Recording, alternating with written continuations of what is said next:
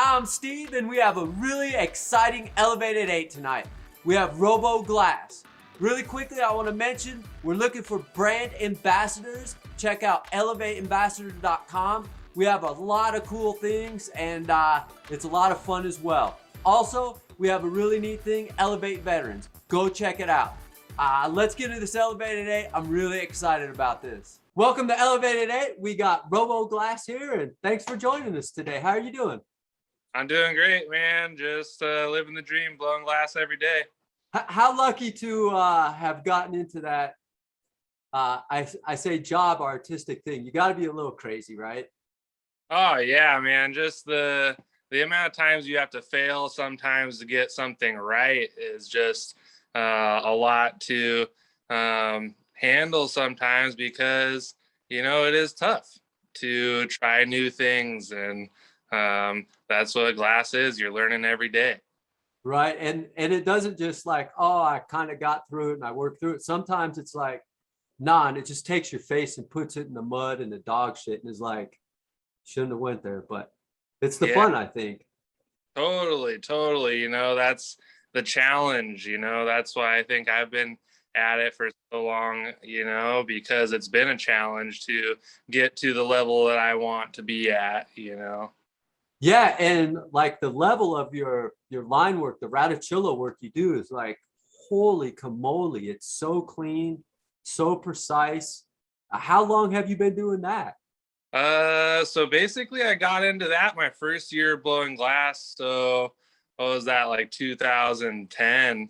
And I kind of had been blowing glass, but I was going to a bunch of concerts, and a good concert has good lasers, and good lasers make that cross pattern, that crosshatch pattern that you'll get in a good ready. And so I had started blowing glass, and I wanted to make that into glass, and seen some patterns in glass that were like that, and it turns out it was Reticello.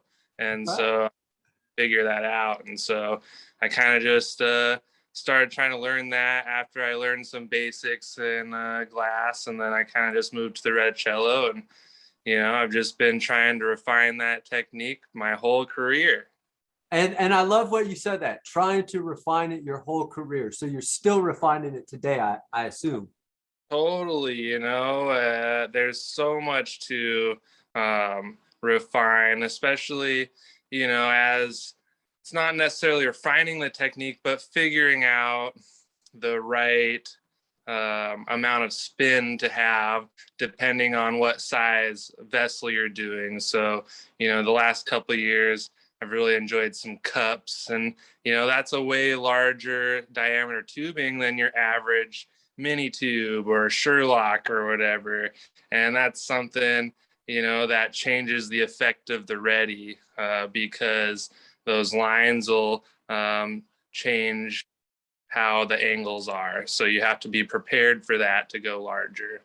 So I imagine also, then you mentioned rigs. So say it's a rig with an off shape. Do you then take that into consideration as you're doing your Radicillo work for that?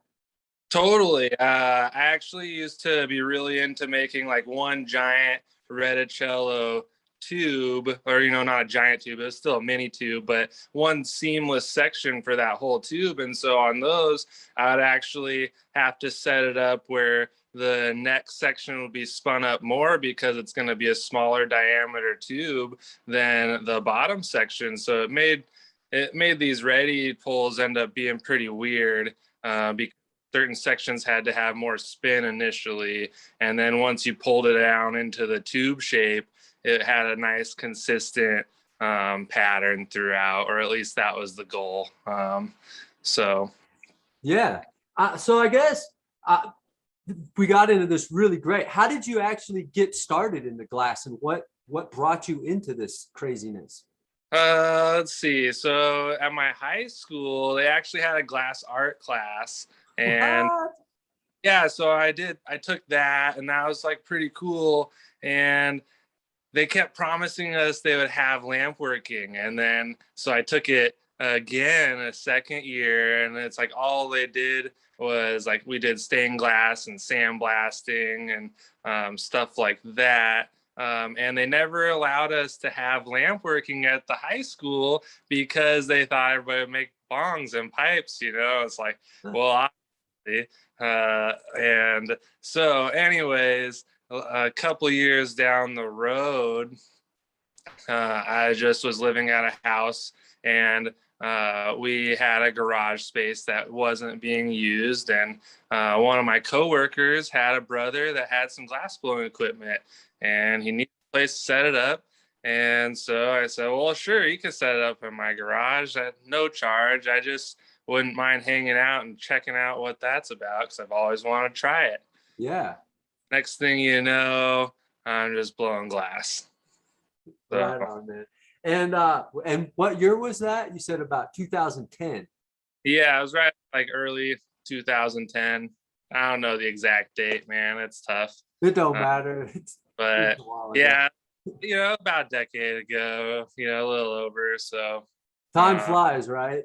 yeah, and that's like, it's been fun because it's all been a challenge of trying to be a better glass blower than I was yesterday every time you're on the torch. Right. So how did you actually get your name, Roboglass? Honestly, I don't know, man. It just kind of and it worked out nicely. Yeah, I don't know. It just kind of happened. Nothing wrong with that. Be honest. Well, your first name is Rob, so it kind of works out. Introduce myself. I'm Robo Rob. And yeah, I guess that's a tough one. That's all right, man. A lot of us don't know how we get our names. Just our parents sometimes and stuff like that. But it works out well. Yeah, totally. And I like to think that my line work is so clean it looks like it was almost machine made. I was kind of wondering that in the head. I didn't ask, but I'm glad you brought it up. I got that name was before I was doing ready work, so it was like didn't really matter until now, I guess. But yeah, so it's just worked out. And like honestly though, when I first started blowing glass, nobody really used their real name, and that was like right on the tail end of that. And people were like, oh my gosh, you're posting your work for sale on the internet? That's such a no-no. And you're like, oh yeah, it was like right at the start of Instagram. And so yeah, you just needed something to go by. Yeah, hell yeah.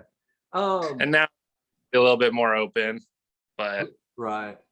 And then did you have a mentor when you first started, or did you just kind of go into this wild eye with some books? Or well, this guy Bjorn is the one that set up in my garage, so he has showed me something, like showed me how to make like a spoon pipe and stuff. And then later I ran into like this guy Natty, and he is a teacher at the Pratt glass, it's like a glass art school, or just an art school that has glass in Seattle.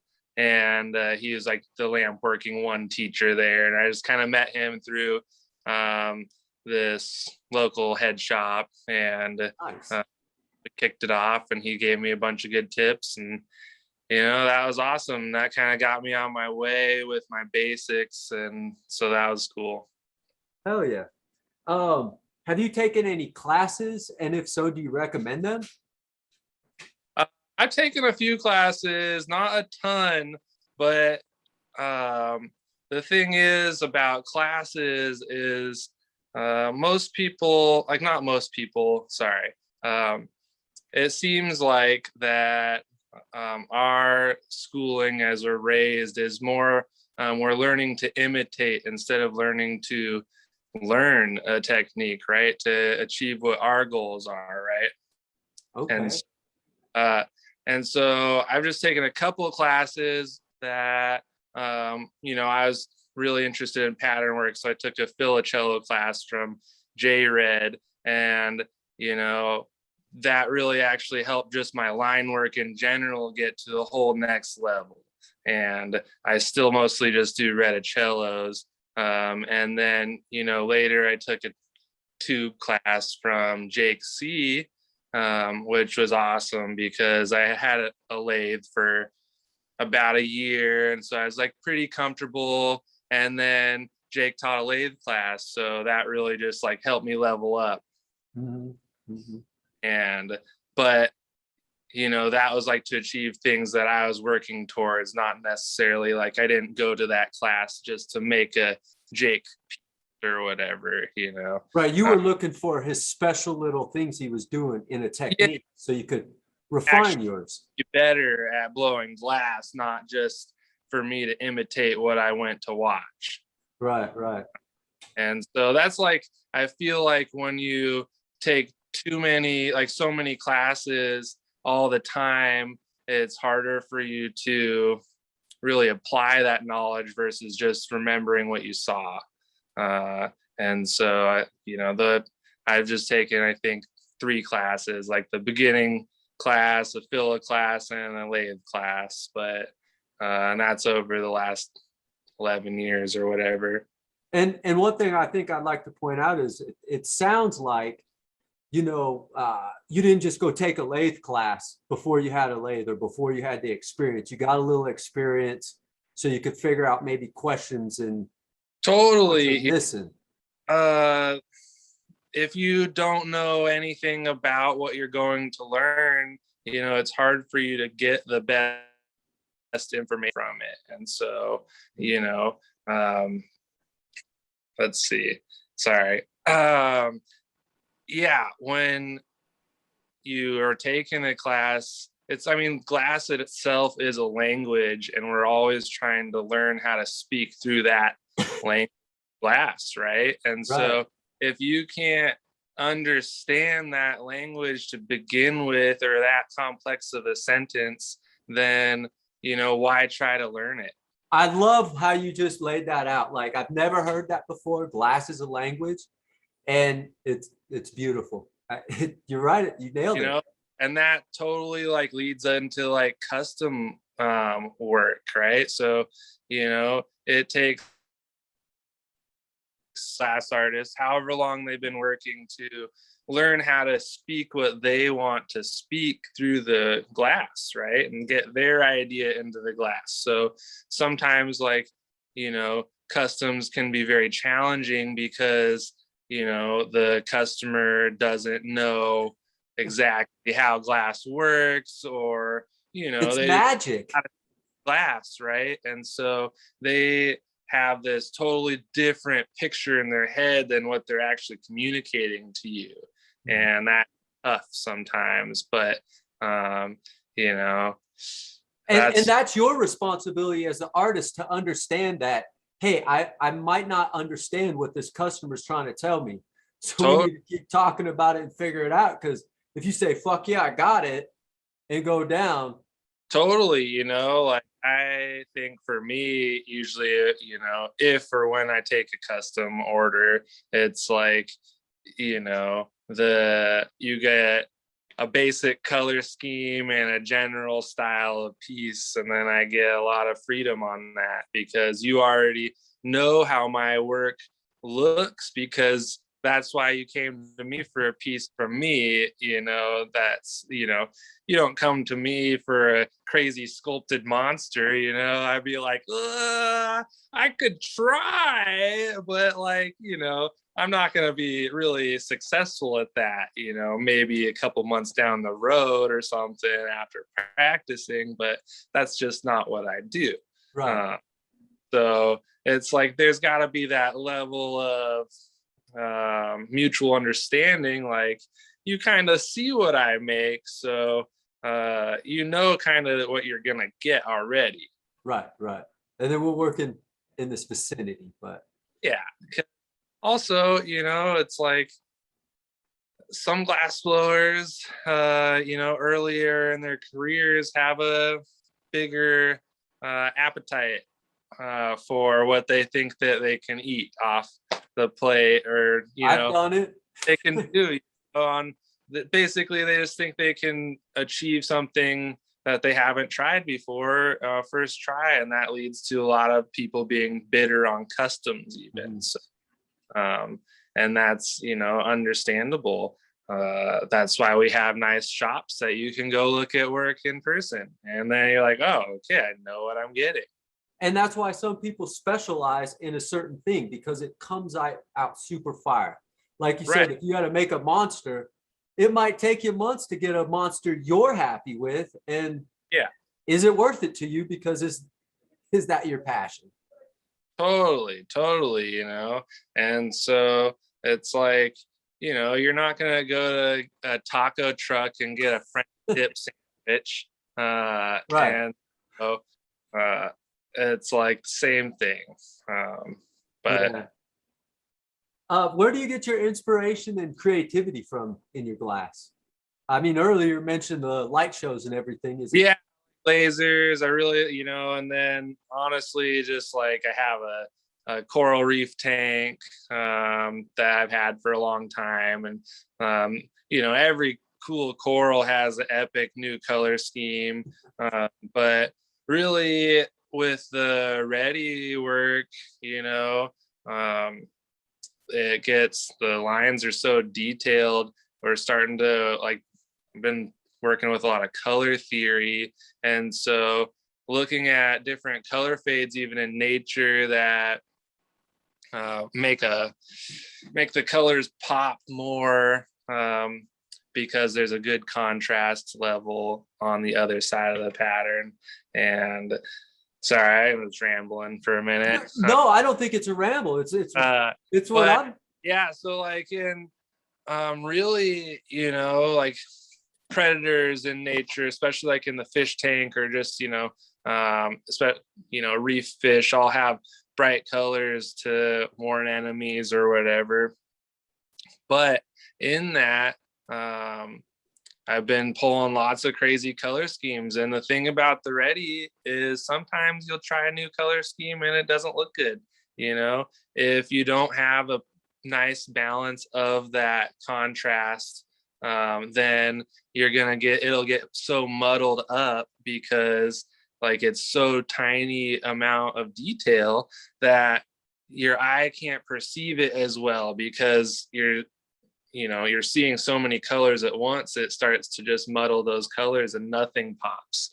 And then it's kind of like a bland tube of reticello, which, you know, sure, it's still, you know, nice line work, but it's not that pow effect. Yeah, that they're looking for that really epic. And so like this last year I've been really messing with different rainbow combos. So I've probably done, you know, 20 or 30 different rainbow arrangements, maybe more, I don't know, but just seeing how to make it different, because, you know, if you, depending on how you set it up, you can use the same exact colors and it will look like a totally different pattern. And it's mind blowing. And someone will be like, oh, I don't like rainbow, but I like this one. And the funny thing is that's also the exact same colors, just arranged differently.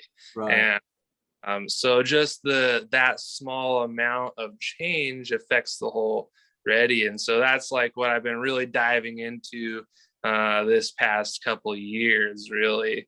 And finding those, you know, new ways to put patterns together that'll be effective in any color scheme, instead of just like a 2 one color to the other color already, which is always nice, you know. And but you know, I'm trying to look a little deeper.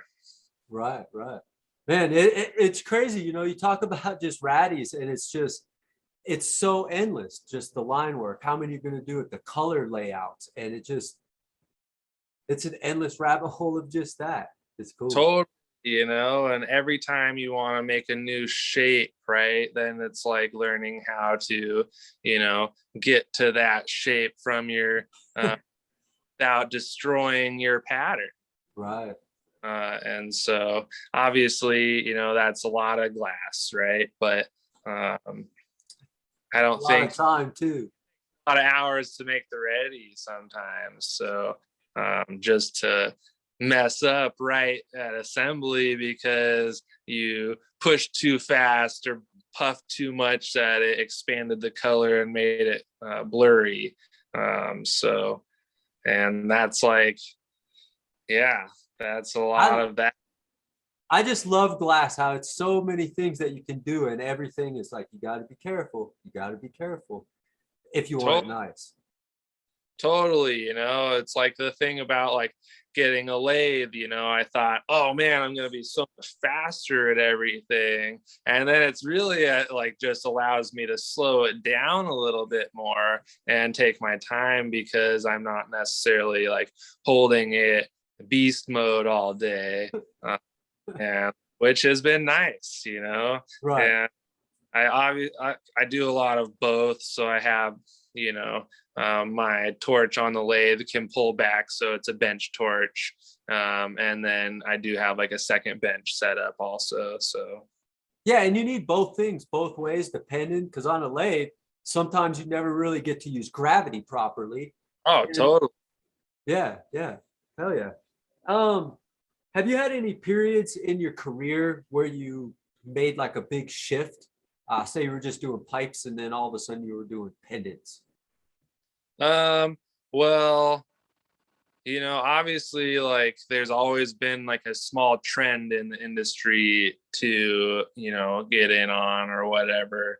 Not get in on, but when I first started blowing glass, like nobody could live without a hash dish. And it was just like an open dish that looked like a little ashtray, and everybody kept their really gnarly hash oil in it. Yep.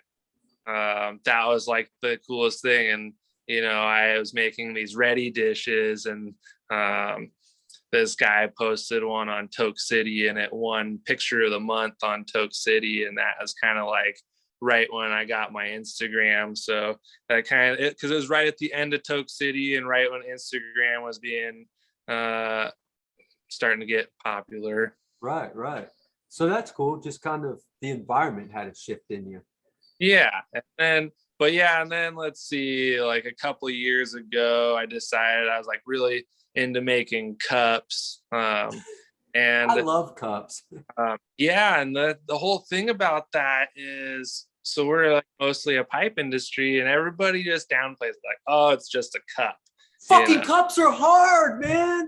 Yeah, and it's like it's holds way more volume than you're used to building. So you get this thing that's like, I don't know, you're working on this cup and you're like, this is the biggest cup I've ever made. And it comes out and it holds 7 ounces.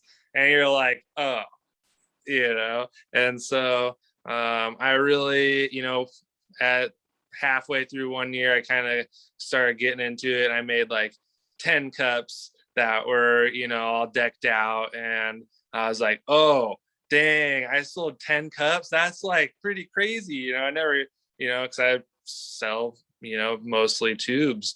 And I was like, oh, that's pretty cool. And then that next year, I think in 2019, I sold like 57 cups. I couldn't, and they're all just like decked out, fully faceted, stuff like that.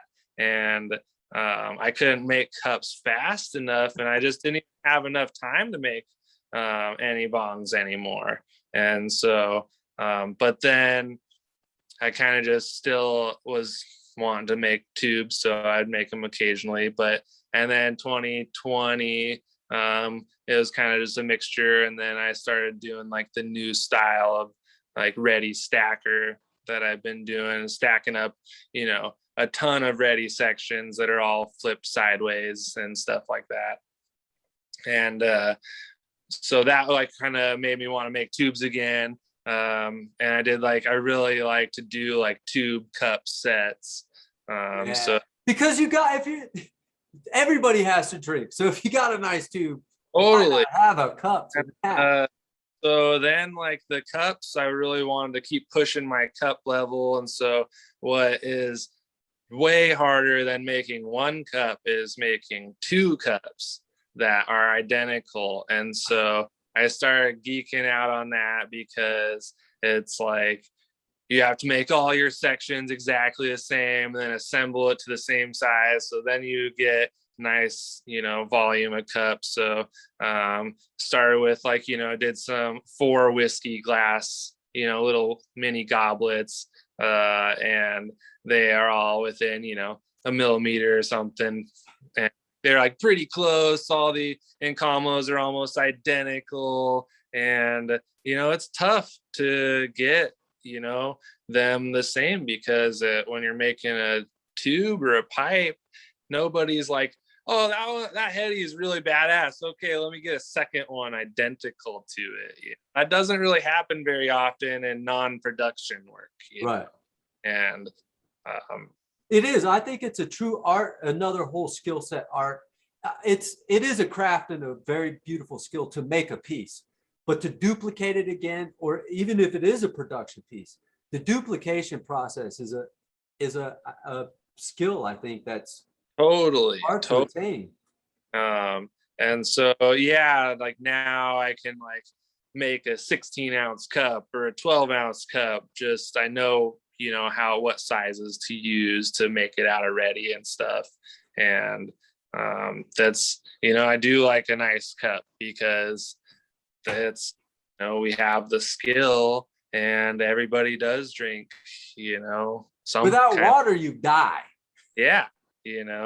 And but this whole stigmatism of it's just a cup. Even glass blowers will like make a really nice cup that was like probably way harder to make than their a tube they made recently, and then they'll just be like, oh, it's just a cup, and then sell it for really cheap, and you're like, man, it's still your time, and I get that it's not a pipe, but it's still a epic piece of work that you spent a lot of time on. And nobody else made a cup like that, or maybe they did, I don't know.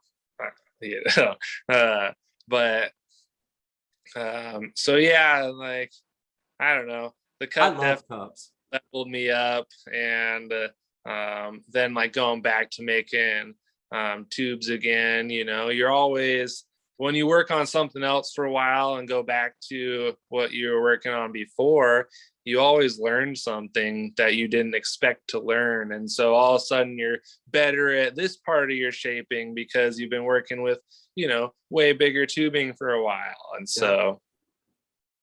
Oh yeah. That's really cool. So this might sound like a dumb question. Do you have a preferred technique or style that you use? I'm assuming it's Radichello. Yeah, I mean, Radichello, man, that's like pretty much what I spend a lot of time doing. Obviously, there's like a lot of Encalmos in my work too, because, you're putting together, 15 ready sections for a tube or something. So you're getting nice Encalmos. So, but yeah, mostly just that. Never really tried too much sculpting, but just haven't had time because I've been down the red. Right, and you're killing it. So I mean, I was just reading a thing about Warren Buffett today, and this whole thing is you should just do what you like and you'll be better off in life. So totally. And I don't know, I didn't really expect to get like on this ready thought train for this long, but it like definitely like keeps food on my table and a roof over my head, which is nice, and that allows me to like keep doing what I want to do, thanks to all my collectors and shops that move my work and support me, because without them, then I'm just a dude blowing glass at his house, stacking glass, and that's like something I don't like to have, like, a big backstock of glass, because that makes me feel like, oh, if you're doing this as a business to support yourself, like, why are you making stuff that you're not selling, Right. But yeah, usually I don't really have anything on deck, at least for the last couple of years, which has been pretty nice.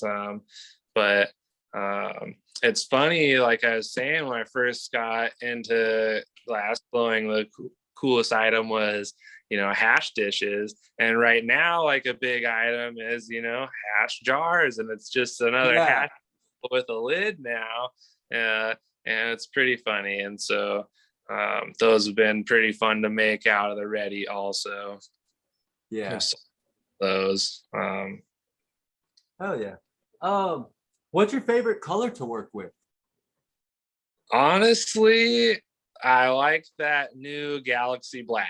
Me too. One of the best colors to come out in a long time. I use it in everything. Like I have, like my black stringers are use Galaxy Black, and They so get they that extra bling. it looks like little micro opal shards almost, and so I just really enjoy that, honestly. And that contrast with the ready just always makes a nice combination. Hell yeah. What color would you prefer they just remove from the palette? I don't know. It's tough because I don't necessarily like use every color. I usually like to get like, a couple solid, accent colors, but all my ready colors, you're so limited on palette because the stringer is so thin and there's only so many colors that stand up to being that thin density wise. And so With that said, how do you feel about the new NeoCads? they're great. They just I guess I haven't tried like the new stuff, but when they did the first NeoCads, they were also watered down. I couldn't use them, and so it pretty much forced me to start using North Star. Not that I was opposed to that. It just, I'd go buy sometimes I use both companies for ready, but then when they started getting so watered down, I don't know, not necessarily watered down, just weren't dense enough for this. It's a transparency, it's like, and when you pull it down, Yep. it's like, yeah. And already, because my stringers are so thin, that's like my pattern is a translucent pattern. So if you have, all of your light coming from behind it, you'll be able to see it milk up and smoke or whatever on one of those tubes. But if all your light is on it, like the sun is hitting it, then you're going to see all those colors pop like real crazy.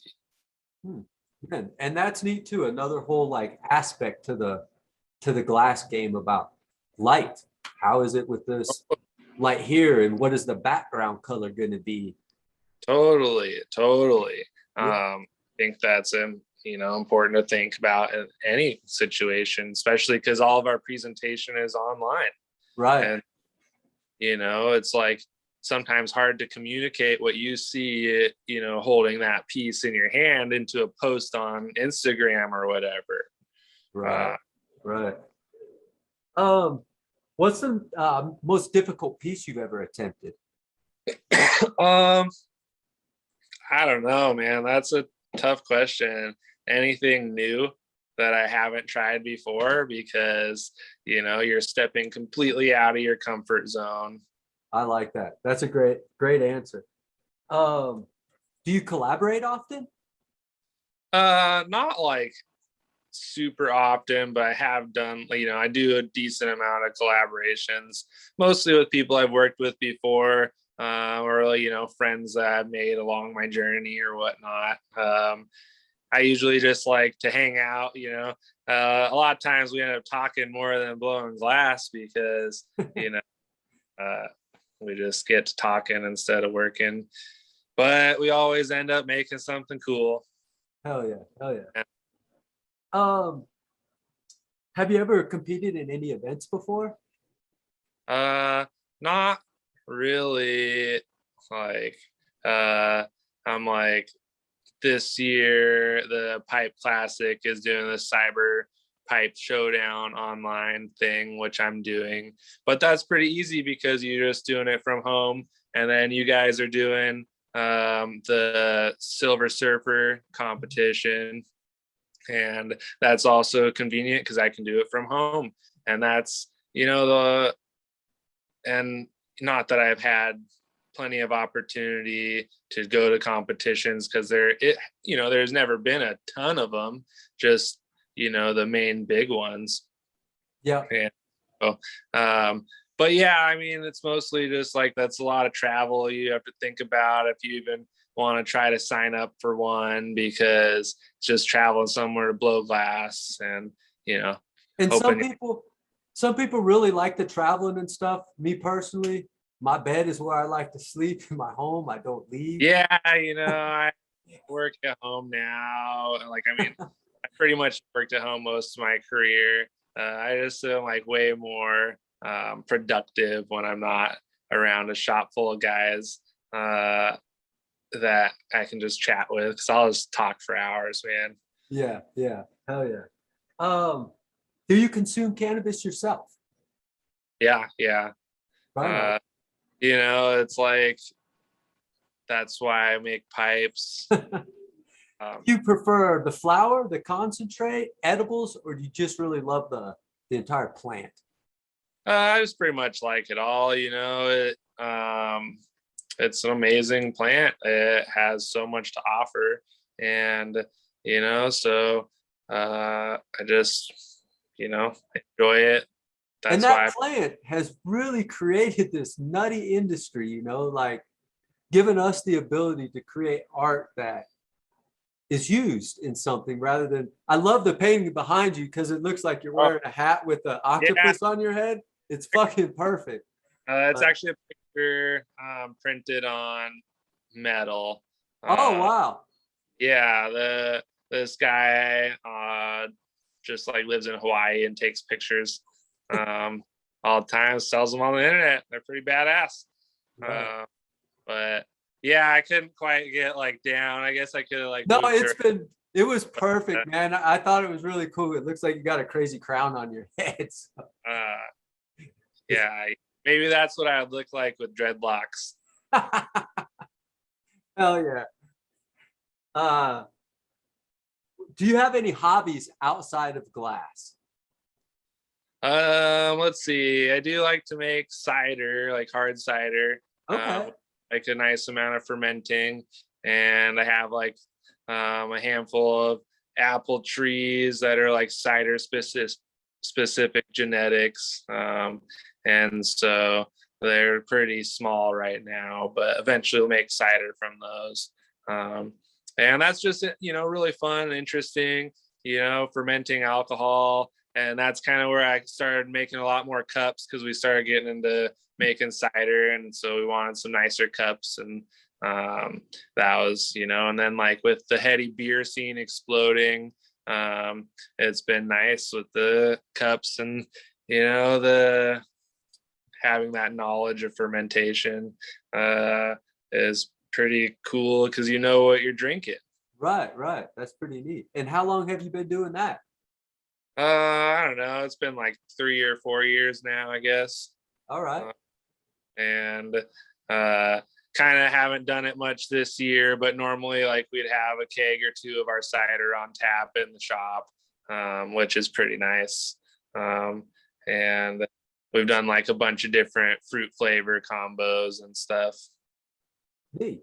Hell yeah. Do you own, or I guess, do you use any of your pieces when you do consume, or do you use other pieces, other people's pieces? Let's see. I mean, I have